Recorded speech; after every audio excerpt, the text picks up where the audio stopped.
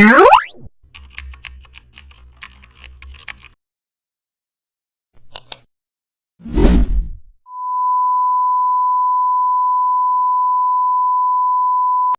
back to the channel, and don't forget to like, share and subscribe for more updates. Today we are diving into an exciting tutorial, how to make a glowing ink spell effect on portraits in Photoshop.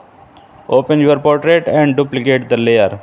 Use select subject to isolate the model and import an ink splash PNG and position it near the face. Set its blend mode to screen or lighting for blending. Now use mask to merge it smoothly with skin. Now add multiple ink splashes with different colors. Apply hue saturation to adjust tone harmony. Add outer glow to make ink edges luminous. Use soft brush to paint subtle drips from the splash. Add reflections or highlights where ink meets the skin. Enhance overlays color using